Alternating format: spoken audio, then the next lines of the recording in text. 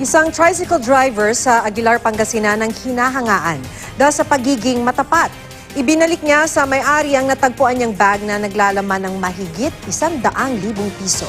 Makibalita tayo kay Susan Enriquez.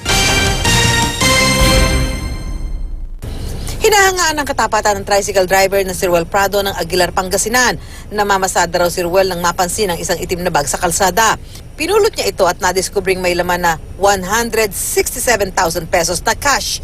Pero imbes na pag-interesan, dinala niya ang bag sa barangay hall ng poblasyon para maisauli ito sa may-ari. Hindi ko po talaga kukunin po yun dahil ako po ay nagsasauli po ng hindi po sa akin.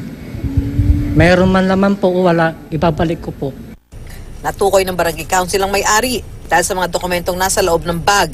Ang may-ari, si Barangay Lawag Treasurer Teresita Repato. Kwento ni Repato, nagmamaneho siya ng motorsiklo noon at patungo sa barangay poblasyon nang aksidenteng mahulog niya ang bag. Andun kasi yung mga payroll na ipapasahod ko dahil kakawithdraw ko lang nung umaga. Kaya hindi ko pa naipasahod yung iba.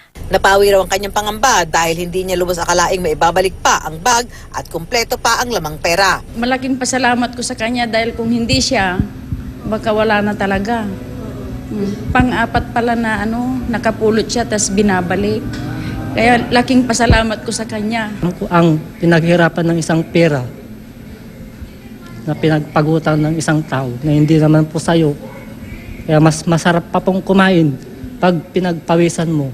Very proud naman daw ang mga taga-Aguilar sa mabuting kalooban ni Ruel. Siyempre, kababayan namin yan, di ibig sabihin, tahimik dito. Mapagkakatiwalaan. Susan Enriquez, GMA News.